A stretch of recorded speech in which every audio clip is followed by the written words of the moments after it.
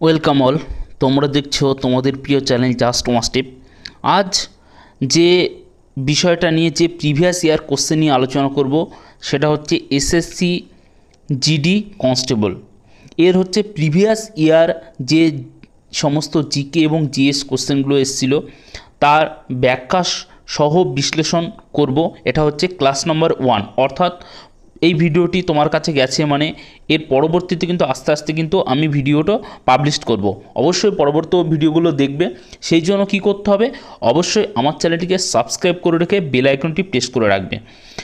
আর সবথেকে most important যে কথাটা, যে আগামী পরীক্ষার জন্য এই প্রিভিয়াস ইয়ার কোশ্চেনগুলো কিন্তু খুবই গুরুত্বপূর্ণ। তোমাদের কিন্তু টোটাল ইয়ারের কিন্তু 2011, 12 এবং 2009, 2015, 2019 সালের এবং হচ্ছে 2024 সালের টোটাল যে প্রিভিয়াস ইয়ারের কোশ্চেন কিন্তু আমি আস্তে আস্তে করিয়ে দেবো। চলো শুরু করি তাহলে আজকের ভিডিওটি। দেখো, প্রথম প্রশ্ন দেখো যে বেনারস হিন্দু বিশ্ববিদ্যালয়, বেনারস হিন্দু ইউনিভার্সিটি BHU এর প্রতিষ্ঠাতা কে ছিলেন? বিদ্যাসাগর, দয়ানন্দ সরস্বতী, জওহরলাল নেহরু না পণ্ডিত মদনমোহন মালব্য? তাহলে অপশন হয়ে যাবে 4 নম্বর অপশনটা কিন্তু সঠিক অ্যান্সার, যে পণ্ডিত মদনমোহন মালব্য ছিলেন কিন্তু এই বেনারস হিন্দু বিশ্ববিদ্যালয়ের প্রতিষ্ঠাতা। তারপর দেখো পণ্ডিত মদনমোহন মালব্য সম্পর্কে কিছু আমরা দেখে নেব। দেখো তাকে হচ্ছে মহামনা উপাধিতে কিন্তু সম্বোধন করা হয়। 1916 সালে তিনি বেনারস হিন্দু বিশ্ববিদ্যালয় প্রতিষ্ঠা করেন। তাহলে তোমাদের যে কোশ্চেন আসছে যে বেনারস হিন্দু বিশ্ববিদ্যালয় কত সালে প্রতিষ্ঠিত হয়েছিল? 1916 সালে। এবং 1916 সালে আর একটা খুবই গুরুত্বপূর্ণ ঘটনা ঘটেছিল ভারতের ইতিহাসে, সেটা কিন্তু অবশ্যই কমেন্ট করে জানাও। দেখো, যার রাসায়নিক সংকেত AG তাকে কি বলে? সিলভার, নিকেল, অ্যালুমিনিয়াম না লোহা? তাহলে দেখো AG হচ্ছে সঠিক উত্তর, হচ্ছে সিলভার, মানে অপশন নম্বর A সঠিক অ্যান্সার। তারপরে দেখো যে রাসায়নিক নাম হচ্ছে রূপা, মানে সিলভার মানে হচ্ছে রূপা। ইংরেজি নাম হচ্ছে সিলভার। পারমাণবিক সংখ্যা হচ্ছে 47, মানে 47 হচ্ছে পারমাণবিক সংখ্যা। রাসায়নিক সংকেত খুব আসে যে সিলভারের রাসায়নিক সংকেত কি? AG। কোশ্চেনটা একটু ঘুরিয়ে দিয়েছিল। এজি হচ্ছে একটা ল্যাটিন শব্দ যার পুরো নাম হচ্ছে যে আর্জেন্টাম, ঠিক আছে, থেকে এসেছে। রূপা একটি উজ্জ্বল ধাতব এবং বিদ্যুৎ পরিবাহী ধাতু যা গহনা, মুদ্রা ও বৈদ্যুতিক কাজে ব্যবহৃত হয়। এখান থেকে একটা কোশ্চেন আসতে পারে যে তড়িতের সবথেকে সুপরিবাহী ধাতু কি? সেটাও কিন্তু হচ্ছে রূপা। সিলভার হচ্ছে সবথেকে বেশি সুপরিবাহী। পরবর্তী কোশ্চেন দেখো যে কে হিন্দুস্তানি শাস্ত্রীয় সঙ্গীতের জন্য বিখ্যাত? যে 4টে অপশন দেওয়া হয়েছিল, শুভ মিদুগল, রীতা গাঙ্গুলি না বীণা ভারবি না হচ্ছে মীনা শর্মা? তাহলে সঠিক উত্তর হয়েছে শুভ মিদুগল, মানে অপশন নম্বর A সঠিক অ্যান্সার। পরবর্তী দেখো যে কোন নির্দিষ্ট সিদ্ধান্ত বা আইন বন্ধ করার জন্য ব্যক্তিপক্ষ বা জাতির অধিকারকে বলা হয়, অর্থাৎ কি বলা হয়? কর্তৃত্ব, ভোট, ভেটো না পাওয়ার অফ অ্যাটর্নি? ঠিক আছে, এটাকে বলা হয় ভেটো ক্ষমতা। ঠিক আছে, অপশন নম্বর 3 নম্বর হচ্ছে সঠিক উত্তর। দেখো, ভেটো অধিকার হলো এমন একটি ক্ষমতা যার মাধ্যমে কোনো ব্যক্তি বা গোষ্ঠী, বিশেষ করে রাষ্ট্র বা সংস্থা, একটি প্রস্তাব, আইন বা সিদ্ধান্ত গ্রহণের বিরুদ্ধে নিজের আপত্তি জানিয়ে তা কার্যকর হওয়া থেকে বাধা দিতে পারে।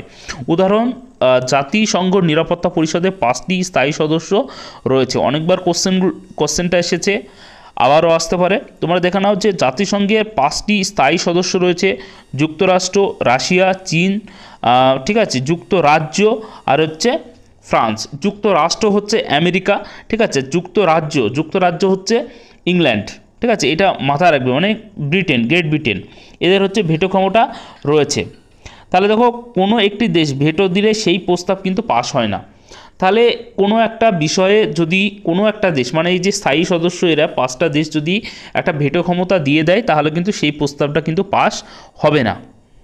তারপরে দেখো, সোডিয়াম হাইড্রক্সাইড ব্যবহৃত হয় না, অর্থাৎ কোথায় ব্যবহৃত হয় না সোডিয়াম হাইড্রক্সাইড? দেখো কোশ্চেনটা ঘুরিয়ে দিয়েছে, কিন্তু এটা এইভাবেই কোশ্চেনগুলো দেয়। দেখো, সাবান তৈরিতে, খবরের কাগজ তৈরিতে না ধাতুর হ্রাস করতে না আচার সংরক্ষণ? ঠিক আছে, সঠিক উত্তর হয়ে যাবে আচার সংরক্ষণে কিন্তু সোডিয়াম হাইড্রক্সাইড ব্যবহৃত হয় না।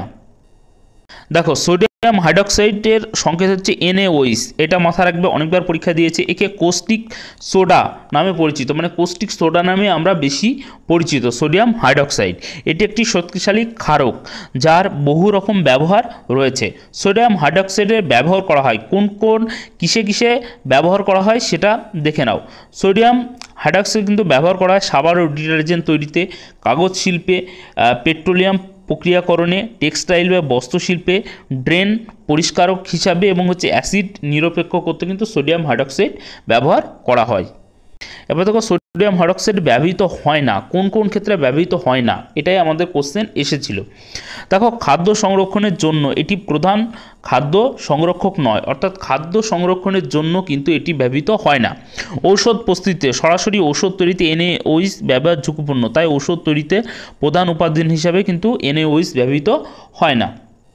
তাছাড়া জৈব সার তৈরিতে এটি রাসায়নিক সার বা জৈব সার তৈরির উপাদান নয়। তার মানে সোডিয়াম হাইড্রক্সাইড ব্যবহৃত হয় না খাদ্য সংরক্ষণে। যেরকম আচার সংরক্ষণ বললাম, আচারটা হচ্ছে খাদ্যর, সেটা হচ্ছে, অর্থাৎ সোডিয়াম হাইড্রক্সাইড ব্যবহৃত হয় না খাদ্য সংরক্ষণে।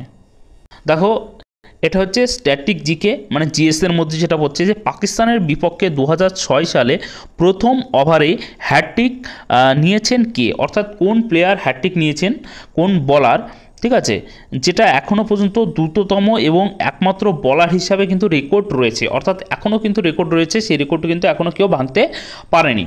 অপশানগুলো দেখে নাও, সচিন টেন্ডুলকর, অজিত আগারকার, ইরফান পাঠান না রোহিত শর্মা। তাহলে উত্তর হয়ে যাবে অপশন নম্বর 3, ইরফান পাঠান। দেখো ডিটেলসে দেখে নাও, 2006 সালে করাচি টেস্টে 29শে জানুয়ারি পাকিস্তানের বিপক্ষে ভারত ম্যাচের প্রথম ওভারেই হ্যাটট্রিক নিয়েছিলেন ইরফান পাঠান। তিনি সালমান বাট, ইউনুস খান এবং মোহাম্মদ ইউসুফকে টানা 3 বলে আউট করে টেস্ট ইতিহাসে প্রথম ওভারেই হ্যাটট্রিকের অনন্য রেকর্ড গড়েন, যা এখনও দ্রুততম এবং একমাত্র প্রথম ওভার হ্যাটট্রিক হিসাবে অক্ষত রয়েছে। তাহলে 3টে প্লেয়ার সালমান বাট, ইউনুস খান এবং মোহাম্মদ ইউসুফকে কিন্তু আউট করেছিলেন টেস্ট ক্রিকেটে 2006 সালে। 3টে বলে উইকেট নিয়েছিলেন কে, ইরফান পাঠান। এটা হচ্ছে এখনও পর্যন্ত কিন্তু দ্রুততম এবং হচ্ছে প্রথম ওভার হ্যাটট্রিক হিসাবে এটা কিন্তু রেকর্ড এখনও আছে। দেখো ভারতের প্রথম মহিলা প্রধান নির্বাচন কমিশনার কে, ঠিক আছে, রমা দেবী, ভবানী মজুমদার, বীণা রায় না মিতু ব্যানার্জি। তাহলে সঠিক উত্তর হয়ে যাবে রমা দেবী, অপশন নম্বর এ। দেখো তোমাদের কিন্তু প্রথম, অর্থাৎ প্রথম কোন পুরুষ, প্রথম কোন মহিলা, এই নিয়ে তোমাদের একটা স্পেসিফিক ভিডিও কিন্তু আমি বানিয়ে দেবো। রমা দেবী সম্পর্কে ডিটেলসে তোমাদের জানিয়ে দেবো। দেখো ভারতের প্রথম মহিলা চিফ ইলেকশন কমিশনার, ঠিক আছে, CEC ছিলেন VS রমা দেবী।